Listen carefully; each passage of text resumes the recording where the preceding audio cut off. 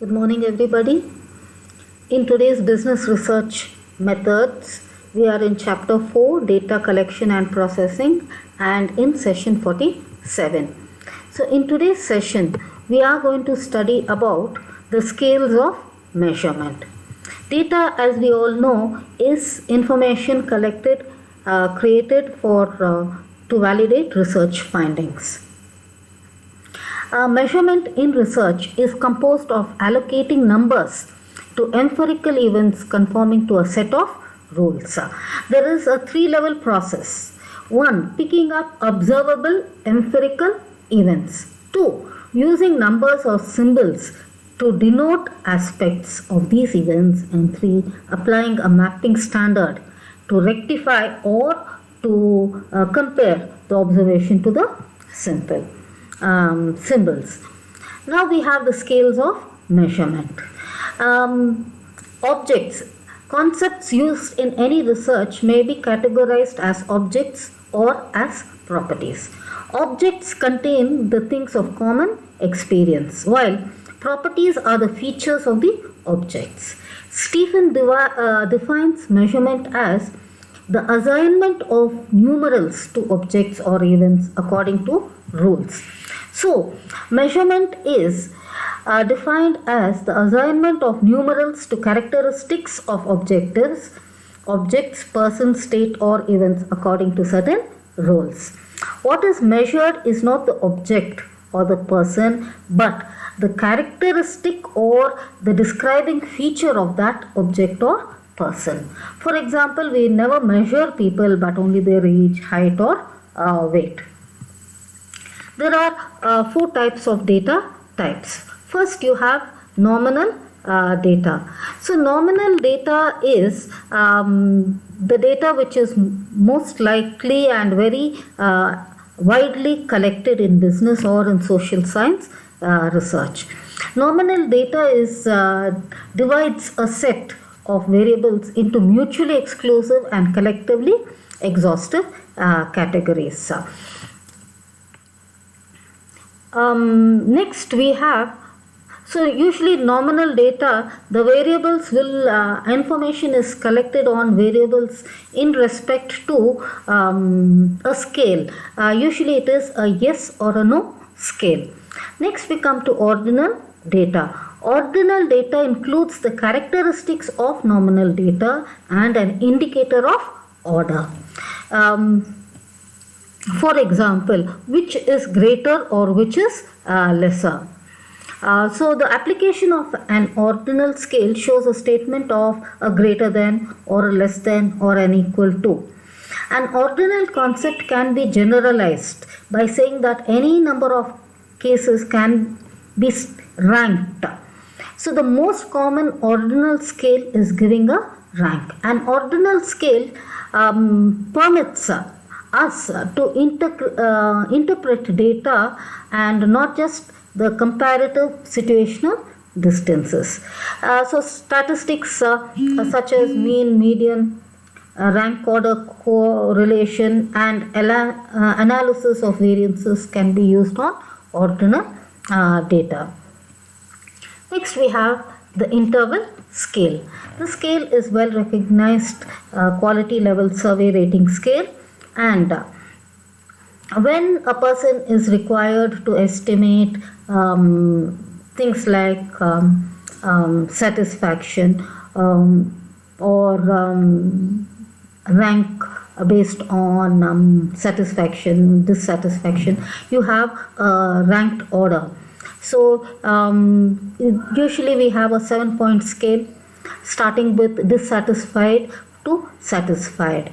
So this is known as an interval scale. Interval scale data uses ordinary parametric statistical methods such as averages, standard deviation, correlation, regression, and analysis of variance can be used. Next we have the ratio scale. So the ratio scale basically is the highest point in any scale of measurement, and it is not usually accessible in social research. The factor that definitely indicates a ratio scale is that which has a zero, real 0 point. Next we have the sources of measurement errors. So there are 4 major sources of measurement errors.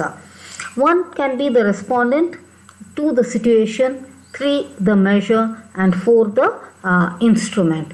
So when we say error or on the part of the respondent opinion difference can come from anything due to certain reasons like the employee status, the education level, the economic level. So these might vary the thinking process and thereby the answer and thereby the data. 2, we have the situation. So the situational factor basically is any existing state that exerts a force on the interview and thereby creates a serious effect both on the interviewer or the respondent in any given situation. For example, if the respondent believes that their identity will not be a secret, they will not be willing to give out truthful answers or really express their true feelings, then your data collected will be wrong and there is this error. Third, the measurer.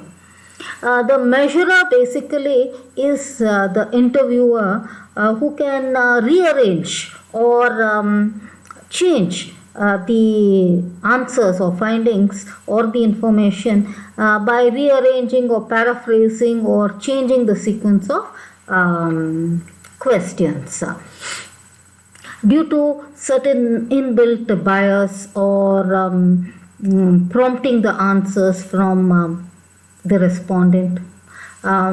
Thereby also careless mechanical process checking of incorrect responses or inability to record full replies or not bringing about a situation where there is complete confidence in between the respondent and interviewer.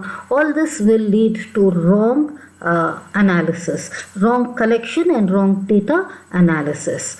So wrong coding, reckless tabulation and errors in statistical calculation from this information will also give rise to further errors.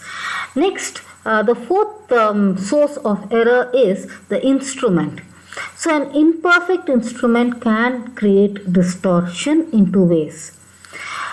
First, the use of difficult words which is beyond the understanding of the respondent, or leading questions, unclear messages, when questions have built-in defects, and if the questions are not clear or if there are too many.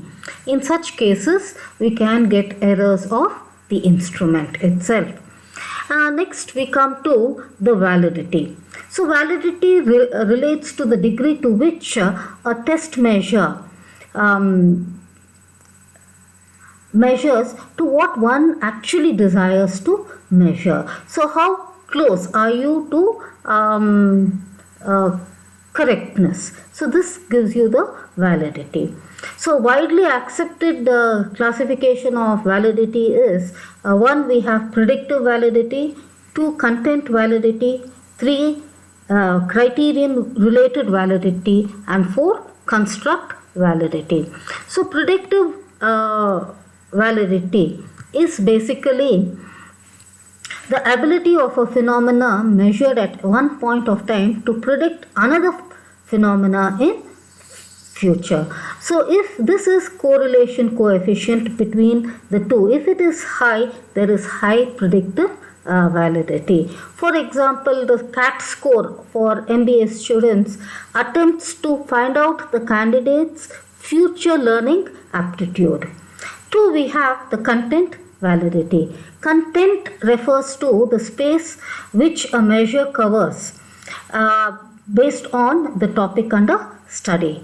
For example, content validity is judgmental.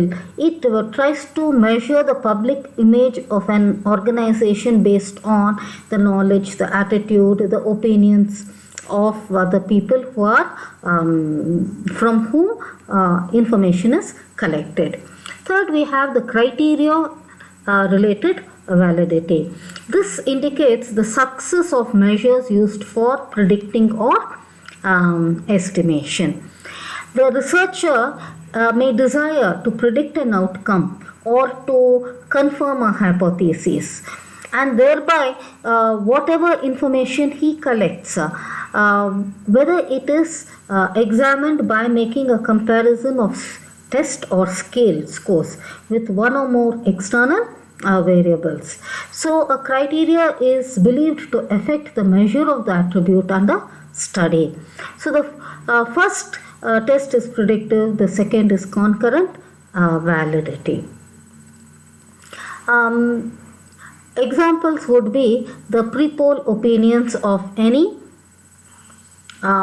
pre-election pre-poll opinions. So fourth, we have something known as the construct validity. So a researcher generally starts with the constructs or variables entering into the relationship in a given situation. So there might be a positive correlation between two measures. Thereby, if there is a relationship between the variables, what is the reason behind it, and what is the relation between two variables? This is known as the construct validity. Next we go to what is reliability. Reliability is related with the consistency, accuracy and predictability of the measure. It indicates the extent to which a process of measurement is without errors.